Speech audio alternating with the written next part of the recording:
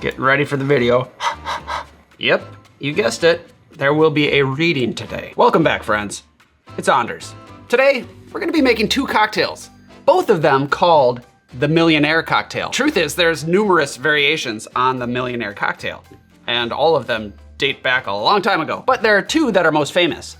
So we're gonna make both of them. There is also a cocktail called a Billionaire Cocktail. I mention this because a number of you have mentioned it to me in the comments, and I want to address it because it is a riff on the Millionaire. But before you can make yourself a billionaire, you need to be able to make yourself a millionaire. I thought of that a couple days ago and I've been just waiting to use it. So today we are making two Millionaire cocktails and we're gonna talk about the history, of course. So if you're new to the channel, hit that subscribe button for more sips, tips, and recipes. And let's go make two millionaires. To the bottom. Well, here we are. Another part of the studio. Haven't seen this yet, have you? Redid some shelving. This is not a fridge. It's a freezer, which is like a fridge, but even colder. And the reason why we're able to have such nice things is because of our sponsors. So today, we're here to take care of some sponsor business, an ad read, if you will. Today's sponsor is Siduri Wines. Did you know that August 18th is Pinot Noir Day? National Pinot Noir Day, for those of you who celebrate. And it just so happens Siduri, named after the Babylonian goddess of wine, specializes in Pinot Noir. These look like the same bottle of Pinot Noir, but they're not. In fact, Siduri has up to 26 different expressions of Pinot Noir. That's because they have vineyards up and down the West Coast. Vineyards as far north as Willamette Valley in Oregon, and as far south as Santa Barbara County down in California. The characteristics of the soil of the earth really show in Pinot Noir. I know this because I talked to a master, Matt, the head winemaker over at Siduri, and he walked me through some of their wines. It was very helpful. He's actually a very nice guy too. And sometimes wine people scare me. Not this one. So today I'm here to show you two of Siduri's wines, both from 2022. Great year in my life. I had a good time in 22. So I've got Santa Barbara County, really nice, bright cherry. When I was talking with Matt, one thing he pointed out, and he put it in my head, I didn't pick up on this. He mentioned that he gets a little bit of burnt sage. And once he said it, I smelled it. The mighty power of suggestion. Onto Russian River Valley. There's a little bit more woodiness. Matt would say cedar. I would agree because he made it. Very different. It's earthier. It's almost like a mushroom aspect to it. Both very, very good. In fact, right now, Siduri is running an exclusive offer for you to test out their wine club. If you use the code to the bar at checkout, you will get 20% off all of their bottles until August 26th. Click the link down below to use that code, or if you like it, sign up for the wine club. Thank you, Siduri. On to the film. The Millionaire. Who wants to be a millionaire? Millionaires aren't even like the big thing anymore. Now it's all about like, who's a billionaire? Apparently it's easy to become a millionaire. Let's talk about drinks. So the Millionaire Cocktail, because there are so many different Millionaire cocktails, it's instinctually, you would think, well, you got Millionaire Cocktail number 1, number 2, number 3, so on and so forth. And a lot of people do that. They will list a bunch of Millionaire cocktails. That's a little tricky, because that doesn't determine which was the first or which one's the best. That's all subjective. To get to the bottom of this, I'm gonna go back to the Savoy Cocktail Book. Harry Craddock in the 1930s put out the Savoy Cocktail Book. In there, he has two Millionaire cocktails. I'm gonna read these for you because any chance to read is a chance to expand my brain. The first one, Millionaire Cocktail number 1, the juice of 1 lime, 1 dash Grenadine, 1/3 sloe gin, 1/3 apricot brandy, 1/3 Jamaica rum, shake well and strain into cocktail glass. Straightforward, simple, easy to replicate, and a delight. He also has a Millionaire Cocktail number 2, 1 dash of anisette, which is an anise flavored liqueur, the white of 1 egg, 1/3 absinthe, 2/3 dry gin, shake well and strain into cocktail glass. That cocktail, the Millionaire Cocktail number 2, isn't all that popular anymore. You can get an idea of what it tastes like. It would be strong, licorice-y, and eggy. There's no citrus though. I don't know actually how that would come together.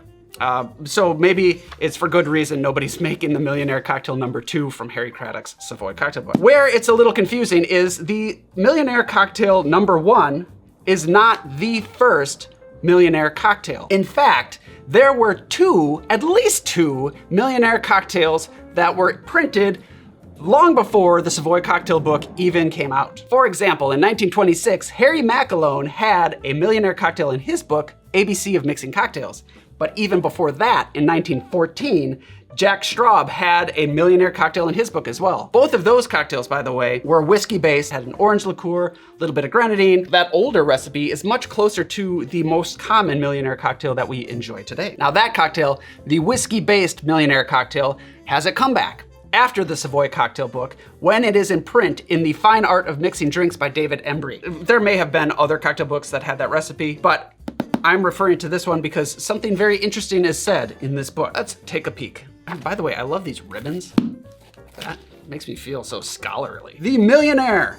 1 part grenadine or raspberry syrup, 2 parts curacao, 8 parts whiskey, 1 egg white to each 2 drinks. So half an egg white for 1 drink. Shake the liqueurs and egg white thoroughly with cracked ice first, then add the whiskey in 2 or 3 installments, shaking after each addition. That part to me was very interesting. I'm guessing that he is adding the whiskey in installments because in this recipe there is a lot of whiskey. And if you add egg white straight into whiskey, you're gonna get scrambled eggs, and not the good kind. However, on the next page, while the above recipe is a very satisfactory drink, in my opinion, it is improved by the addition of a small quantity of lemon juice, making it a sour, by the way. 2 or 3 dashes of absinthe for each drink convert this cocktail into the Millionaire Royal. Then this is my favorite part. He goes, at some bars, a drink is served under the name Millionaire, which consists of lime juice, sloe gin, and apricot brandy with a few dashes of Jamaica rum. Since the sloe gin, which is a liqueur, predominates in this drink, I do not regard it as a true cocktail,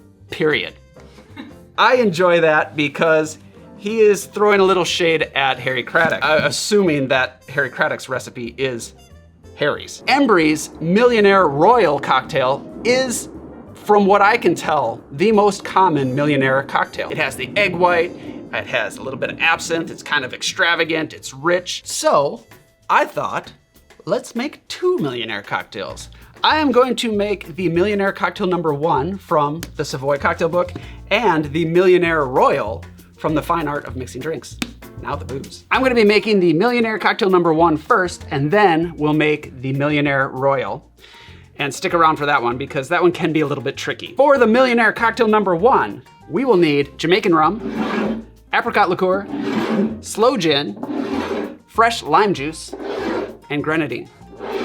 So the base here is gonna be Jamaican rum. I am going to double up on the rum, so it is a bit more rum forward. Apricot liqueur, these can vary in sweetness wherever you're getting yours, so you might have to adjust accordingly. Same goes with sloe gin, which is a gin-based liqueur.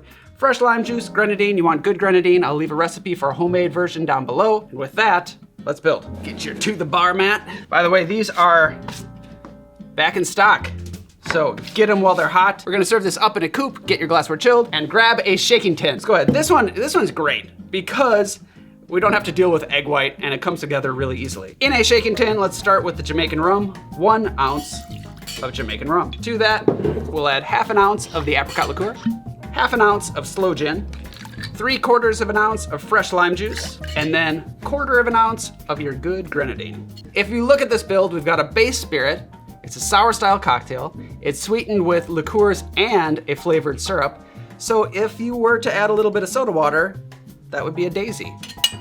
That's my plug for last week's video. All right, let's add ice and shake. Double strain into your cocktail glass. Garnish it however you'd like. I'm going to give it the daiquiri garnish of a lime wheel. Drop that right on the side, just like that. Easy peasy. The Millionaire Cocktail number 1.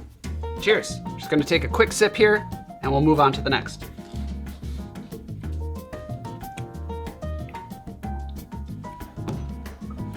There is nothing wrong with that drink. It's bright, citrusy, you get the tart pomegranate, the sloe gin comes through in this kind of botanical, fruity brightness, and then the Jamaican rum is the base. Now I've had this with other rums and it does work, but there's something special about the flavor of a nice Jamaican rum. So give that one a shot. Excellent, good job. Now on to the oh so picky Millionaire Royal. Okay, this is gonna be fun. This is a fun one because I've struggled with this cocktail before. And so there's a little bit of anxiety with this one that I think is gonna be a lot of fun to watch on camera. So to make the Millionaire Royal cocktail, we will need whiskey, orange liqueur, absinthe, fresh lemon juice, grenadine, 1 egg, and nutmeg for garnish. So here we are. We've got whiskey as the base. Older recipes called for rye. It's common now to use bourbon. I think it works really well in this drink. It's kind of nice and rich. The orange liqueur, I'm going with the richer Grand Marnier, which is kind of more of a Curacao style. Absinthe, we are gonna use just a little bit. The egg, we are going to want roughly 1/2 ounce to 3/4 ounce of egg white. Measuring out egg white sucks, but I'm gonna do it for you. So let's build. Cool as a cucumber. Cool as a cucumber. So this cocktail, granted, I'm not doing 8 parts whiskey. However, this drink is very volatile in that sometimes will have success with it, sometimes I don't. The egg will sometimes get scrambled in the drink and it becomes a disgusting concoction. What we wanna do is carefully combine the egg white with all of these other ingredients. This is what could happen. And this might happen if you're not careful about how you're mixing this drink. Do not be discouraged. This could actually be the topic for a completely different video down the road. It would require a lot of eggs. First, what I'm going to do is I'm going to add all of our sugar components with our egg white together. Eggs with straight alcohol do not get along. Eggs with acid do not get along. Eggs with sugar, they get along. Let's start with our egg white. I measured this out. It's about 3/4 ounce, 1/2 ounce to 3/4 ounce. Drop that right in there. Now let's go straight to the sugars. 1/2 ounce of grenadine, 1/2 ounce of the orange liqueur, and then dry shake this together. Don't be shy. Here we go. Now I'm going to add the bourbon, the absinthe, and the lemon juice all in the cheater tin. So I'm keeping it separate from the egg at this moment. In the cheater tin, 1.5 ounces of bourbon. You can add 3/4 ounce of lemon juice and 1 bar spoon of absinthe. At this point, we're gonna add ice to the cheater tin with all the alcohol and acid. I am actually going to kind of slosh that around and try to dilute that a little bit, only because I've screwed this up so many times and I'm nervous that it's gonna happen on camera. So now we can combine everything, give it a wet shake for about 10 seconds or so. Grab your glassware. Moment of truth. Double strain into your cocktail glass. I'm smiling because I still don't know if it's worked. Aha! We have foam on top.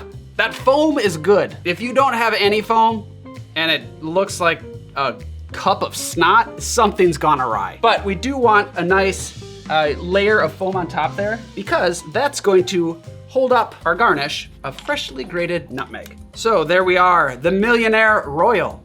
Cheers. So now as it sits, you're starting to see that foam build up. It's starting to look really nice and fluffy.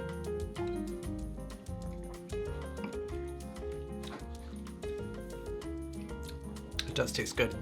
Lip smacking. You get the bourbon as the base, you get a round orange flavor, and you get the bright citrus. And then of course the texture. I will say this also, if you don't want the egg white, number one, you could substitute aquafaba, or you can leave the egg white out altogether. I did that once by accident. I just forgot the egg white, and it was a good drink. Oz, would you like to give these a shot?